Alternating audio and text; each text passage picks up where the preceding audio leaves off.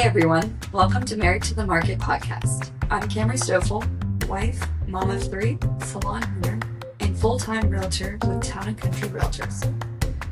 And I am Chance Stoffel, husband, father, and mortgage lender with Modern Mortgage Preferred Partners. We are married to each other and kind of married to the market too. Before we dive in, a quick disclaimer. This podcast is for content and educational purposes only. We're sharing stories, insights, and opinions from our own experiences in the industry. We also want to disclose that Town Country Realtors and Modern Mortgage Preferred Partners are partnered companies, and yes, we are legally married. Just keeping everything transparent so we stay compliant while keeping it real. Now that that's out of the way, this podcast is where we get real about marriage, parenting, and real estate. The messy, exciting, sometimes overwhelming, but always meaningful parts of life. If you're building a home, a family, or a future, you're in the right place. So this is our first episode of Married to the Market.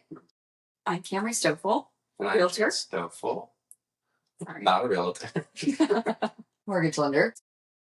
So my background in real estate, I kind of just lucked into it. I bought my first house, and then Camry and I, after we were married, we elected to move to Zanesville. So that house kind of became a rental. But at the same time, we were purchasing a mixed-use property to turn into, at the time, we didn't know what. Ultimately, we settled on a hair salon due to what made the most sense at the time for Camry to, get back into the workforce because she was working a W-2 job, wanted some flexibility and freedom and control of her income. So we put in a hair salon and, we built that out and we lived in the other half of it. And now we manage and own what I call 4 doors, 3 total properties. It's kind of my interest in real estate. I mean, the investment side of things is what really sparked your interest in all of it. Yeah. And kind of started the whole thing. Yeah. Passive income, Bigger Pockets podcast I fell in love with. And my W-2 job before required me to drive a lot. I would just turn on a podcast opposed to listen to the radio. It's kind of boring, I know, but I always hated that you listen to podcasts when we first met. I was like, hey, why don't you listen to music? Why don't you do anything else? But now I love it. Yeah, I need to jump in the vehicle and drive for an hour in complete silence, thinking about real estate, or turn on a podcast and listen to it. But I'm glad that Camry's got a real estate license now because we can talk real estate and not be a big issue. So yeah, you're a lot sooner interested in real estate than I was. Yeah, I wasn't quick on the bandwagon, but now I'm a real estate nerd.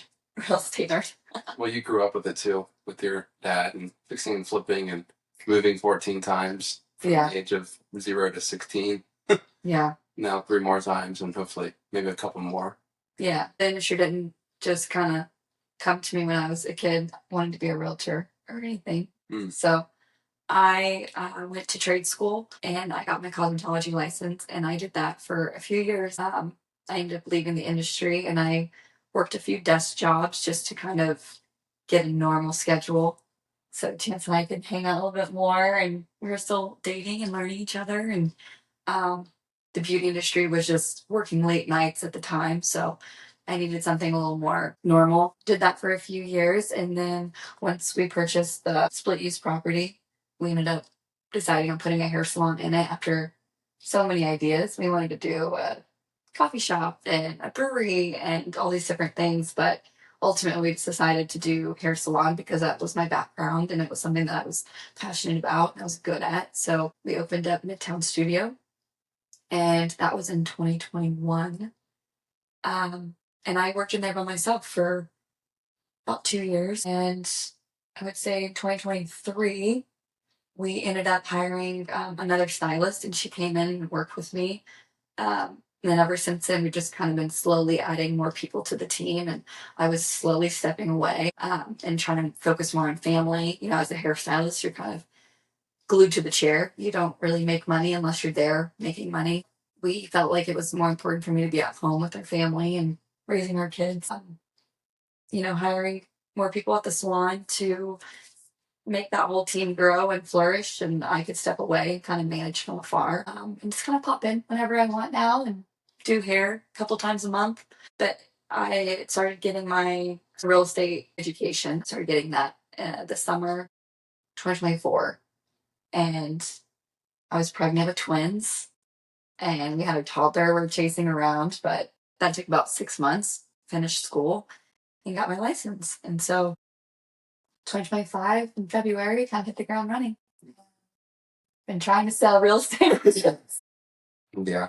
But Yeah. I guess for me, so my background is a W-2 employee with an oil and gas company.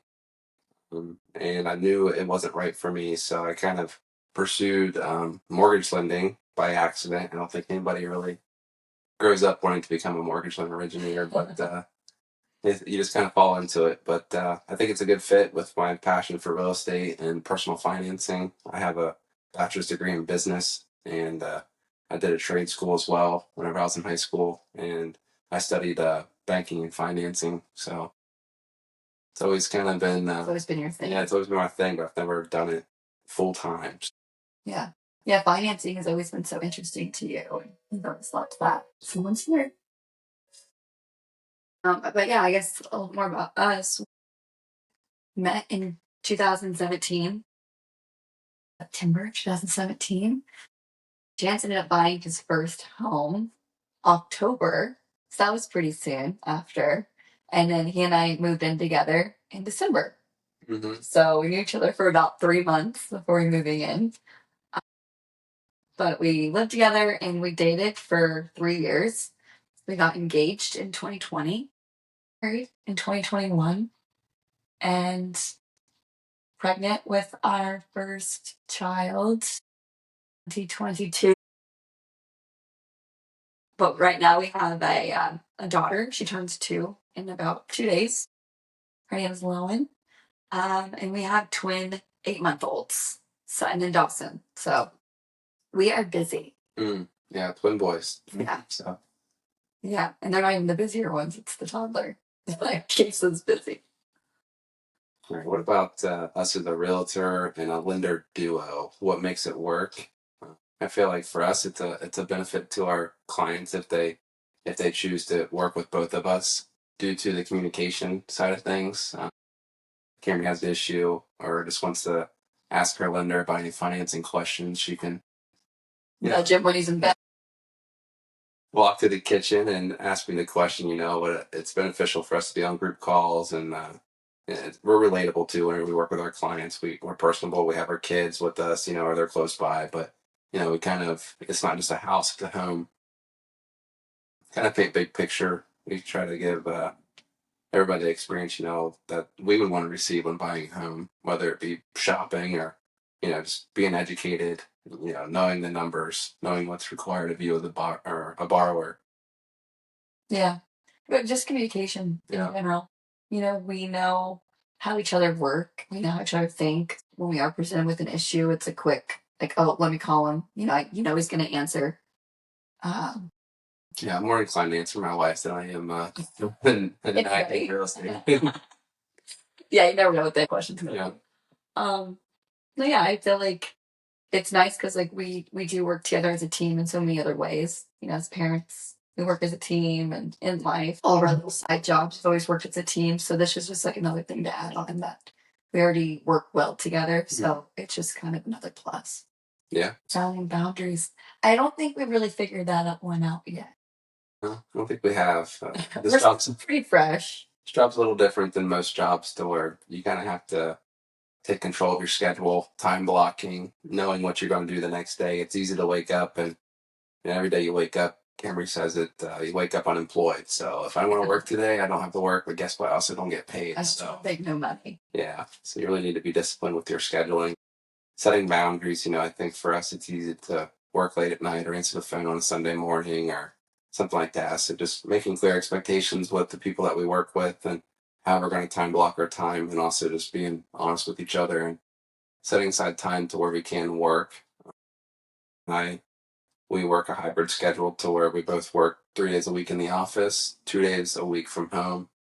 And then we're able to do this with the help of our family as well. We don't have our kids in child watch or daycare or anything.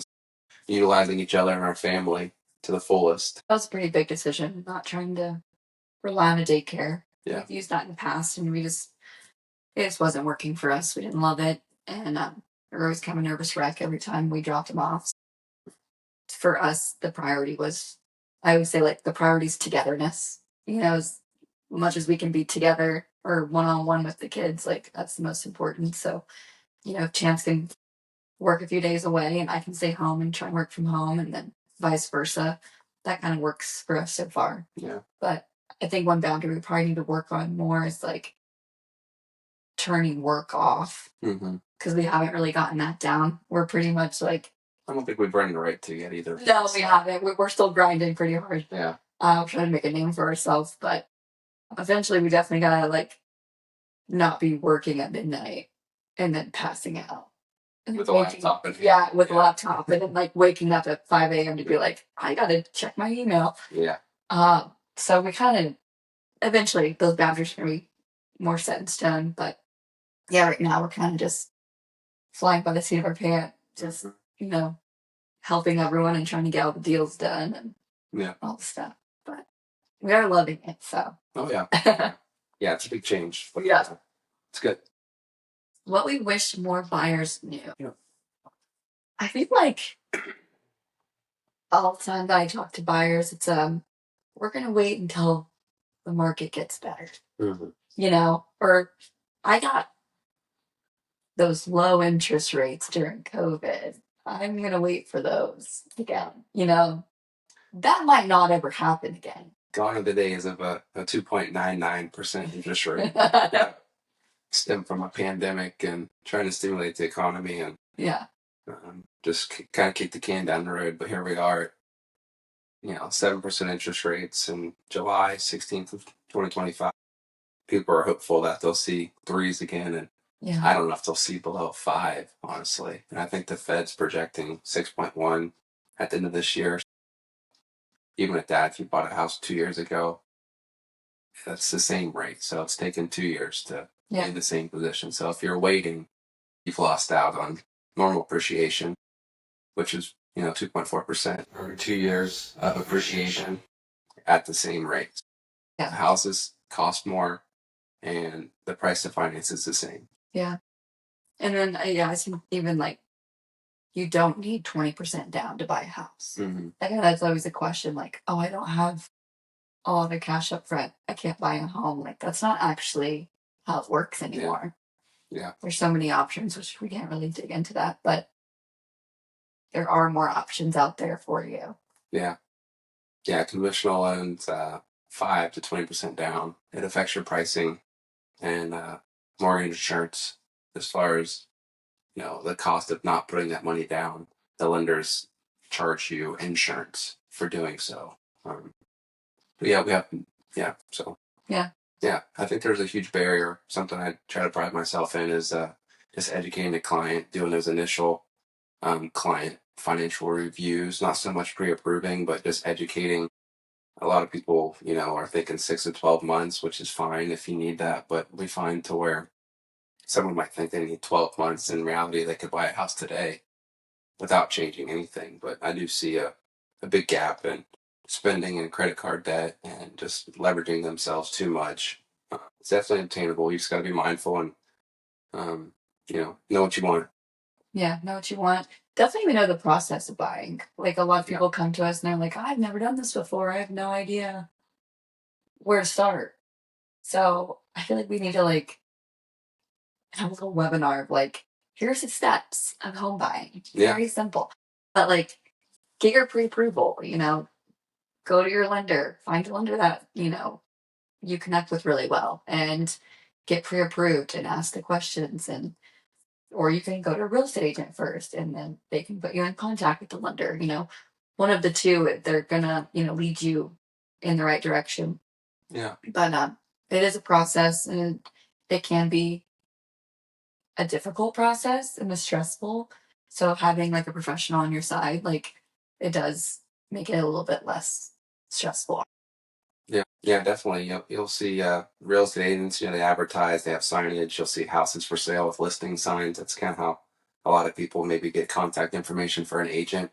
I would just advise you to do that, but also take into consideration further educating yourself on, maybe a good fit, not a good fit, areas that they work in.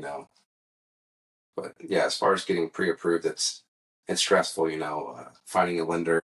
Like myself, I'm a mortgage broker, so you won't find me at your local bank. I work with wholesalers that are located nationwide that offer competitive pricing and unique financing options. A lot of people default to their bank and say, "Hey, what can I do for a mortgage loan?" And that's where, without the proper education, you'll find yourself, "Well, I'm not ready to buy a home because my credit score, or I don't have money saved up." And that's where I pride myself in educating people and showing them the options that they have available to qualify for house now. Yeah, so no matter the credit, no matter savings, really just reach out, get a full picture of your financial situation, and we'll kind of put a plan together. I do credit repair. I put together some action items for you to focus on now to kind of help you in the future, but it does take time for your credit to readjust 30 to 45 days after you make a change. It's not instant. You can't just see a new number, so it does take time. But yeah, selling a home with kids. That's kind of a wide range, but this is more of a real estate question. And maybe planning for the future. If you could save $100, that's a 539 plan. It'll turn your kid into a millionaire at 18 if you can save $100. Tips for families trying to list and stay sane. If you're listing at home, that's for a real estate agent. What do you do when listing a home if they have kids? I can think off the top of my head, just keeping the house tidy. Well, keeping the house tidy. I know if you're selling a home with kids and you're trying to get it ready for people to come and see it, a big thing is like taking family photos down. Yeah. You don't want, even with getting your photos taken for the home, those are professional photos that are getting put on the internet. You don't want, photos of your children getting put on Zillow and Realtor.com and people. I mean, there are weirdos out there, so they are going to see that and they're going to be like, "Oh, your children live there," So it's also a safe thing too. So as realtors, like that's something we always advise for our clients. Like, hey, make sure and take these down before we do your photos or before you have strangers walking in your home, because ultimately they are strangers coming into your home while you're not there. It can be a weird concept, but everyone obviously always has a realtor with them, and by law, right? By law, yeah, you have to opt into it as a seller, but if you do, they legally have to. So that's always a big thing, keeping it tidy. No one expects your house to be pristine and like deep cleaned every moment of every day. Cleaning up. If you have kids, most people are understanding. Yeah. But don't have food on the frying pan, on the stove. Yeah. The big one's burning a candle. The aroma of like a nice clean scent. Yeah. Entices people that the home is maybe nicer than what it is. Painting. A lot of people do those little outlets. Outlets. Yeah, make sure the outlet Cincy's. Oh yeah. Those when you're showing. Yeah, there's a lot of unique little things like showing during the summertime where you have a nice landscaping, your pool might be uncovered. Showing during the daytimes where you can crack a window, have natural light come in. One thing I've been seeing with my showings lately is people have been doing scenery on their TV. Oh. Like you go on YouTube and you look up some sort of a scenery, and where it looks like a canvas photo. I actually did that on our TV a few weeks ago, which is kind of cool. It looks like a picture frame, but people have been doing that to kind of like stage their home. Yeah, which has been kind of cool. I think as a buyer's agent, it'd be cool if you can work with a listing agent to maybe display a family photo on their TV of them. So whenever they're walking the house, they would kind of see themselves like a family photo. That's not a bad idea. Seems like a lot of work, but it's pretty cool. I've heard of people like the guy I work with used AI to generate a family photo with the family sitting around the pond on his brand new Kubota tractor. Kind of create that picture of like what this could look like if I buy this property and what it would look like for your family. Yeah, it is nice. Sometimes it's hard for them to picture there, and it's hard for you to picture yourself in someone's home when it looks like someone else's home. Yeah, like you can't picture your things decluttering when you're listing your home. Like that's important. Yeah, I liked that he did that. I've been trying to figure out where I can do that somewhere. So our favorite part of the job. What's your favorite part, Camry? Honestly, I think it's the connection. It's the connection with the clients and learning their backstories, and especially like when I know exactly what they're looking for and I've found a house online that I'm like, this is it. Like they're gonna love it. And then we go and see it and like you kind of just see their face light up, and Yeah. that's always my favorite. Of course, getting them to the close. So that was a nice part too. Yeah. But it's the connection for me. Connection. I think for me, I take a lot of pride in just education and trying to bring clarity to the process.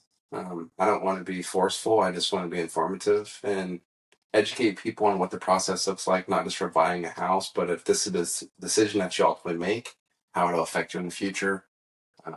A lot of people, I like to have them set a monthly budget, and that will determine the price of house that you can buy. So although you want this house, I can't afford it monthly, and that's okay because you set a monthly budget. So yeah, I just like to keep people within their means. I see so many people, struggling month to month. The average person can't afford a $400 emergency fund, and if you can't afford that, and you elect to not pay your house payment because you need that $400 emergency fund, just trying to have people set themselves up for success and have access available to funds and stuff outside of just getting by paying a mortgage. Yeah.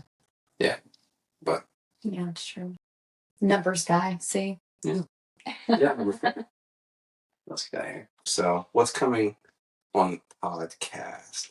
Pretty much weekly episodes. We are going to be filming every Wednesday, getting the content out every Monday. So Monday, you guys will be expecting a new episode. Obviously, if there's a holiday, it might be pushed back a day, but we'll figure that out when it comes. Well, honestly, whatever you guys are wanting to hear, we're interested in talking about it. So Yeah, the podcast called Married to the Market. So it's real estate, family, marriage, all the things. Let us know what you think. Where you can find us, for on Instagram.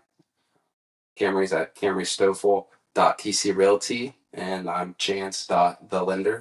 And we have a Instagram page set up called Married to the Market. yeah, we also have a YouTube channel. Like, subscribe, share that. Yeah. And then we're also on Facebook. So find us on all the platforms. And then we would really appreciate it if you share us with someone that you think would be interested in listening. If you guys have any questions or topics that you want us to cover, please message us and we'll be hitting those in the next episode.